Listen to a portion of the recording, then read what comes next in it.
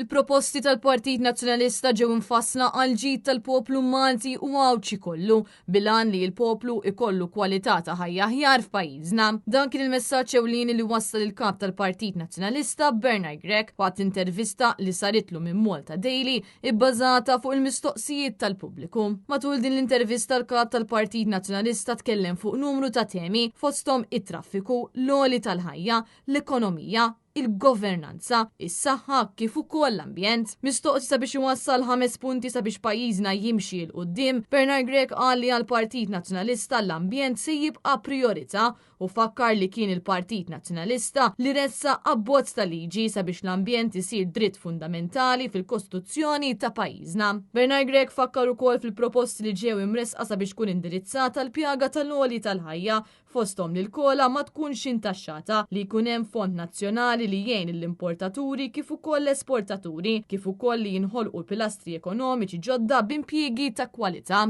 Diġà tkellimna fuq li l-ambjent mhux biss nagħmlu priorità imma ndaħluh bħala dritt fundamentali fil-Kostituzzjoni tagħna. Dik tkun waħda mill-ewwel affarijiet li se nkunu qegħdin nagħmlu. Però mbagħad iridu wkoll nittekiljaw l-għoli tal-ħajja f'pajjiżna aħna tajna lill-Gvern numru ta' soluzzjonijiet li ma jrid bl-ebda mod li huwa jwettaq u li se nkunu qegħdin nwettquhom aħna fost oħrajn.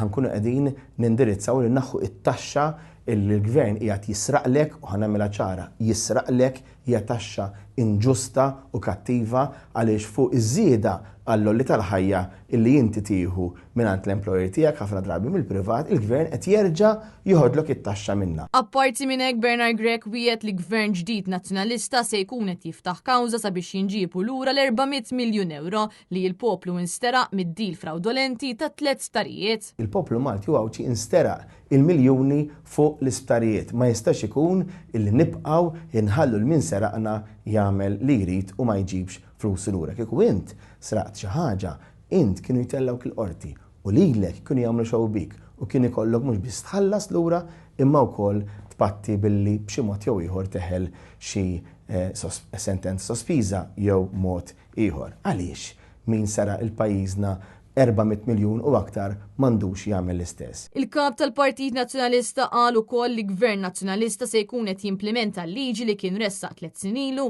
bilan li tkun indirizzata l-governanza f'pajjiżna, liġi li ħarġet mill-inkjesta brabta mal-assassinju tal-ġurnalista Daphne Caruana Galizia. Dawn il-liġijiet ġew bbażati fuq il-konklużjonijiet tal-inkjesta li saret mit-3 imħalfin fuq il-qtil ta' Daphne Caruana Galizia. Pajjiżna hemm bżonn li neħi l-suħ mill-kriminalità organizzata minn dawk il-persuni rib il-poter li b'xi mod jew ieħor jibqgħu jagħmlu li jridu fil-waqt li inti tbagħti il-konsegwenzi. Matul l-intervista Bernard Grech fakkar li mal-ewwel laqgħa li kellu ma' Roberta Bela lura fl-2020 huwa kien ippropona li ssir konferenza nazzjonali brabta mal-popolazzjoni f'pajjiżna dan sabiex ikun assigurat kwalità ta' ħajja tajba f'pajjiżna, proposta li Roberta Bela warrab kompletament iżda li Gvern ġdid nazzjonalista se jaċċerta li din il-proposta issir realtà. Tlabtu biex nagħmlu konferenza nazzjonali dwar il-popolazzjoni fejn jiena poġġejt u tajt li taħ-biberija